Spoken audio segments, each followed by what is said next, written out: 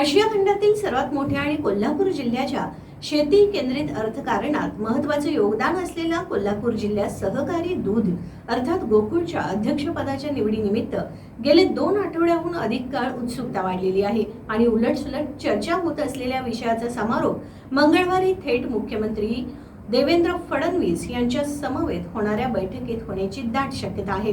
याकडे आता जिल्ह्यासह पश्चिम महाराष्ट्राचं लक्ष लागून राहिलं आहे। गोकुळमध्ये महायुतीचा अध्यक्ष व्हावा अशी भूमिका घेत विद्यमान चेअरमन अरुणकुमार डोंगळे यांनी थेट मुख्यमंत्री उपमुख्यमंत्री यांची भेट घेऊन मोठी खळबळ माजवली। त्यानंतर गेली 4 वर्ष गोकुळमध्ये सत्तास्थानी असणारे काँग्रेसचे नेते सतेज पाटील आणि विद्यमान वैद्यकीय शिक्षण मंत्री हसन मुश्रीफ हे खडबडून जागे झाले।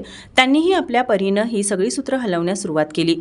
महायुतीचाच अध्यक्ष होईल आणि ते नाव घोषित करण्याची जबाबदारी संचालक आबाजी तथा विश्वास नारायण पाटील पार पाडतील असं आजच मंत्री हसन मुश्रीफ यांनी सांगितल्यानं या विषयाची उत्सुकता आता अधिकच शिगेला पोहोचली आहे।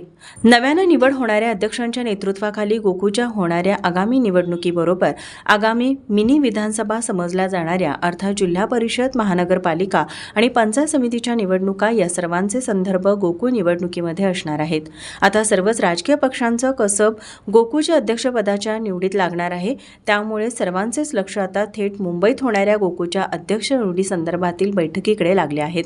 राज्य शासनाची मदत ही गोकुळच्या सर्व प्रगतीच्या टप्प्यावर अगदी मोलाची असते। त्यामुळेच विद्यमान राज्य नेतृत्वाची समजूत काढून नेमका सुवर्णमध्य कसा साधायचा याविषयी सर्वांनाच आता उत्सुकता लागून राहिली आहे।